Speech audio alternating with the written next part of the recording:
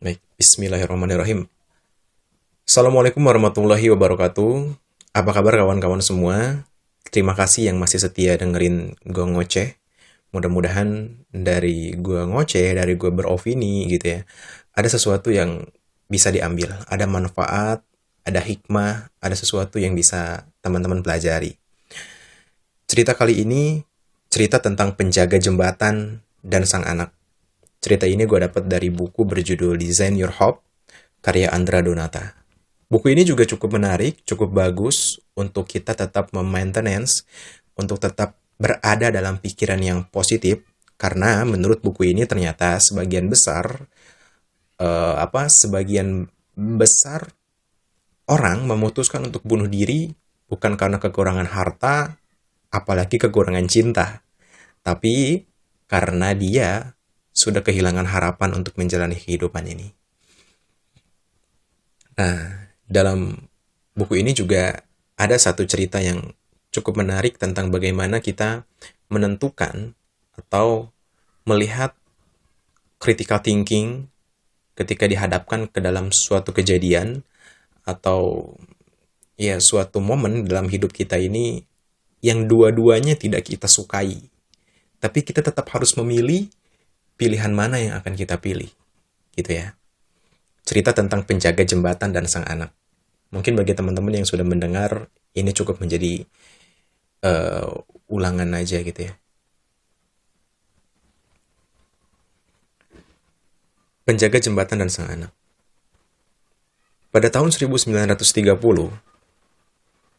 John Griffith bekerja sebagai pengendali sebuah jembatan kereta api besar yang melintasi sungai Mississippi. Setiap hari ada waktu yang dijadwalkan. John bertugas untuk membuka jembatan agar kapal tongkang dan kapal besar dapat melintas sungai tanpa menabrak jembatan. Kemudian menutupnya sesuai jadwal yang ditentukan, agar kereta dapat melintas kembali. Pada musim panas tahun 1937, John Griffith membawa anaknya yang berusia 8 tahun untuk pertama kalinya menemaninya bekerja. Anak itu bersemangat sekali menyaksikan kereta api di jembatan besar, kapal yang melintas, dan juga pos kontrol dengan segala macam pengungkit tempat ayahnya bekerja. Ayahnya membawanya ke sebuah dek observasi sehingga ia bisa menonton perahu dan kereta yang lewat.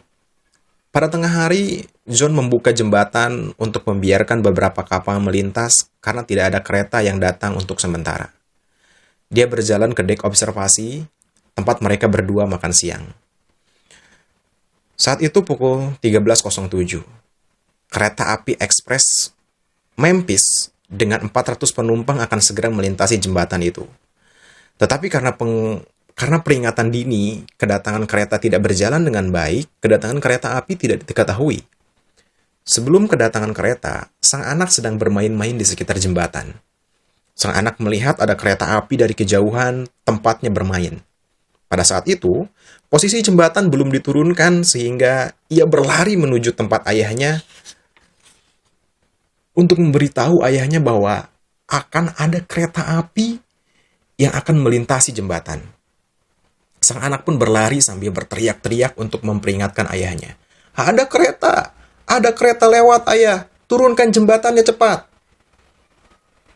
Tanpa pikir panjang, anak itu segera berlari ke arah panel kontrol yang berada di ruangan mekanisme jembatan bekerja. Dia kemudian membuka pintu ruang palka yang terletak di bawah tanah tersebut dan berusaha mendorong tuas dari atas untuk mengubah jalur rel kereta. John melompat dari dek observasi dan berlari kembali ke menara kontrol. Dia menempatkan tangannya di atas tuas kontrol besi besar dan bersiap menutup jembatan.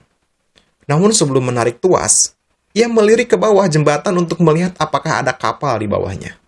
Dia heran karena sang anak tidak berada di tempat. Dia tidak ada di tempat bermainnya dan berusaha mencari keberadaannya. Ketika melihat ke arah ruang palka, dia melihat anaknya terjatuh ketika hendak mendorong tuas pengendali jalur kereta.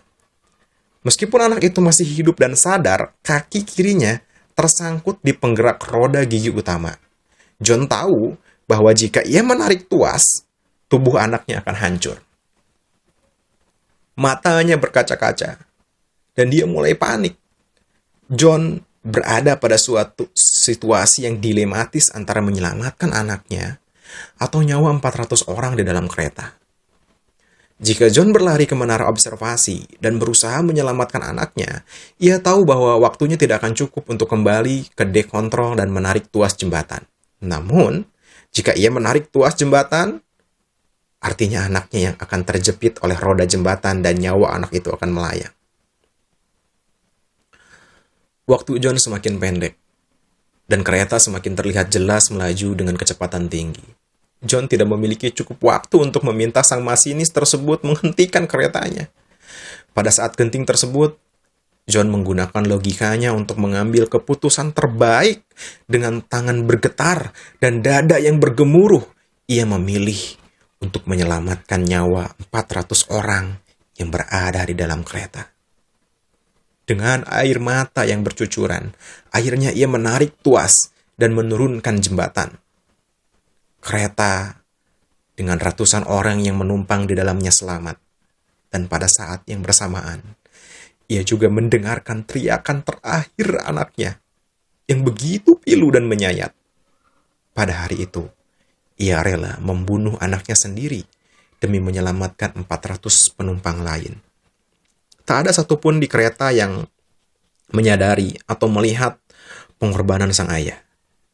Kisah yang pasti sulit dihadapi oleh siapapun yang mengalaminya. Pengorbanan yang luar biasa dari sang ayah mengesampingkan keegoisan dan perasaannya untuk menyelamatkan nyawa orang yang lebih banyak. Mungkin ini adalah keputusan yang paling berat yang harus dialami oleh siapapun. Antara menggunakan perasaan atau memenangkan logikanya. Baik, teman-teman. Kita seringkali berada pada di situasi yang mungkin gak sedilematis John gitu ya.